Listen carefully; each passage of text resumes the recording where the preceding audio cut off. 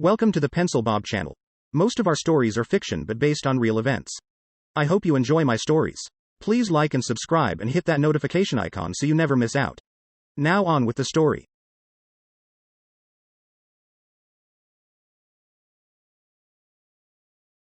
In a world where love was just a swipe away, Marcus sat alone in his dimly lit apartment, bathed in the eerie glow of his phone screen. With a heavy sigh, he opened the latest dating app and began his nightly ritual of swiping left in search of his elusive soulmate. Little did he know, he was about to embark on a hilariously disastrous journey through the murky waters of online dating. Marcus's first date was with Amanda, a self-proclaimed free spirit whose profile picture showed her frolicking in a field of wildflowers. Excited and hopeful, Marcus arrived at the trendy coffee shop where they had agreed to meet. As he scanned the crowded room for his date, his heart sank when he spotted a woman waving enthusiastically at him from across the room.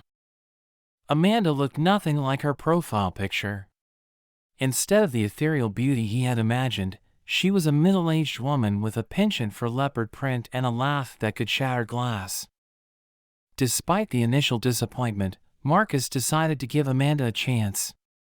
As they sat down to chat over lattes, he listened politely as she regaled him with tales of her extensive collection of cat-themed tchotchkes and her passion for competitive knitting. Just as Marcus was contemplating how to politely make his exit, Amanda dropped a bombshell: she was still married. In a desperate attempt to impress him, she had neglected to mention her current marital status on her profile. Now, Marcus found himself trapped in an awkward conversation about the intricacies of divorce law as Amanda rambled on about her soon-to-be ex-husband's bizarre sock collection. Determined not to let one disastrous date deter him, Marcus soldiered on and arranged another meeting, this time with Sarah, a self-professed fitness fanatic with a passion for extreme sports. As he waited nervously at the designated meeting spot, Marcus couldn't help but feel a twinge of excitement at the prospect of meeting someone who shared his love of adrenaline-fueled adventures. When Sarah finally arrived, Marcus's excitement quickly turned to dismay. Instead of the toned athlete he had imagined, she was a petite woman with a fondness for oversized sweatshirts and a fear of heights. Undeterred, Marcus suggested they go for a bike ride in the park, hoping to bond over their shared love of outdoor activities. However, his plans were quickly derailed when Sarah revealed that she had never learned how to ride a bike.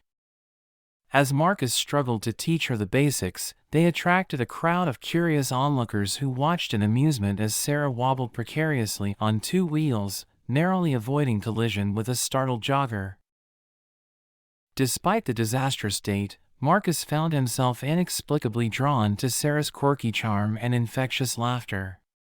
As they sat on a bench, nursing their bruised egos and shattered dreams of romance, Marcus realized that sometimes, love came in the most unexpected of packages. Just when Marcus thought he had found a glimmer of hope in the chaotic world of online dating, disaster struck again. His next date was with Jessica, a self-proclaimed spiritual guru with a penchant for crystals and aura readings. Marcus arrived at the New Age bookstore where they had agreed to meet, expecting to be greeted by a serene vision of inner peace and enlightenment. Instead, he found himself face to face with a woman who claimed to be a reincarnated Egyptian princess and insisted on communicating with him through interpretive dance. As Marcus watched in horror as Jessica twirled and gyrated in front of him, he couldn't help but wonder if he had accidentally stumbled into a performance art piece gone horribly wrong. In a desperate bid to escape, he feigned a sudden bout of food poisoning and fled the scene, leaving Jessica to commune with the spirits on her own. With each disastrous date, Marcus's faith in the power of love waned, replaced by a growing sense of disillusionment and despair. No matter how many profiles he swiped through or coffee dates he endured, he couldn't seem to find the one thing he was searching for: a genuine connection in a sea of superficiality. Amidst the disappointment and heartache, Marcus found solace in the absurdity of it all. As he scrolled through his dating app, swiping left with a weary resignation, he couldn't help but laugh at the sheer absurdity of the situation. Little did he know, his dating woes were about to take an unexpected turn when he accidentally dropped his phone, shattering the screen into a kaleidoscope of cracks. From that day on, Marcus's dating strategy became a hilarious game of chance, as he could never remember which way was left or right. Every swipe was a gamble, leading to a string of unintentionally matched profiles and awkward encounters. In a world where love was just a cracked screen away, Marcus had learned the hard way that sometimes, the journey was more important than the destination. And though he may never find his soulmate in the digital realm, he would always treasure the memories of his hilariously disastrous dates, each one a reminder that true love was worth waiting for, even in a world filled with disappointment and disillusionment.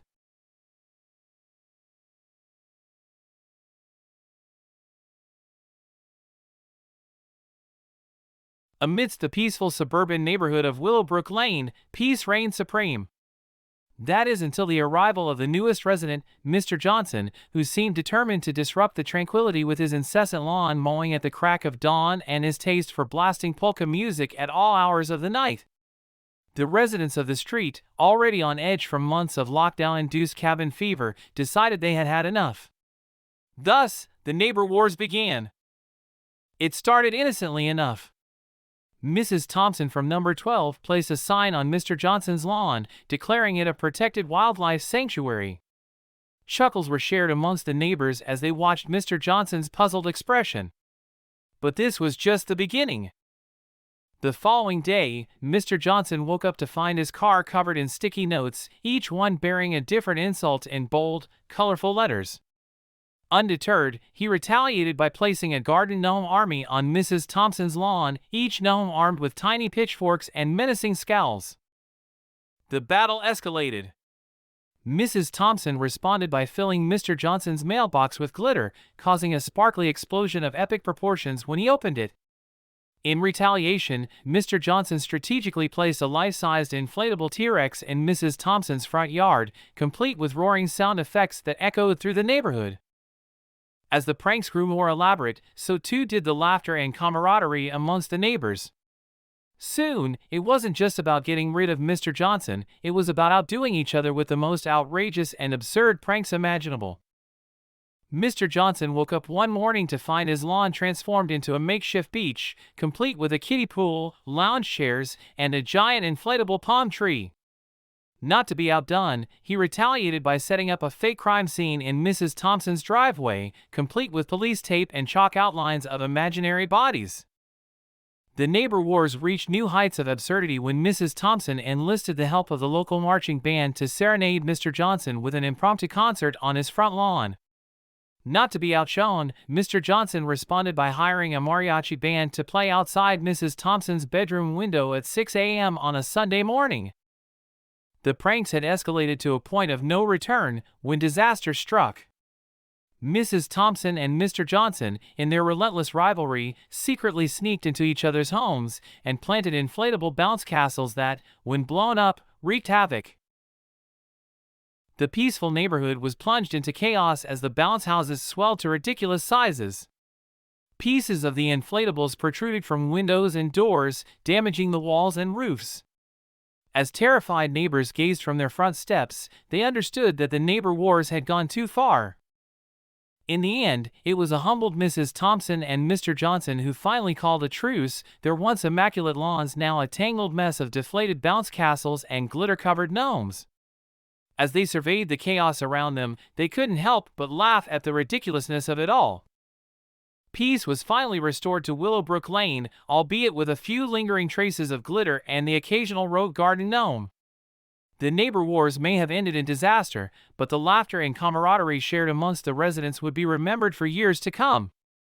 As for Mrs. Thompson and Mr. Johnson, they may not have learned their lesson, but they had certainly earned their place in the annals of suburban legend as the instigators of the most outrageous prank war in history.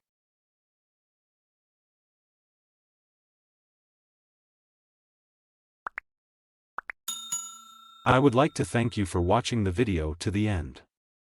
To encourage us to make more videos, please like, subscribe, comment, as well as share. Check out this other video if you haven't already.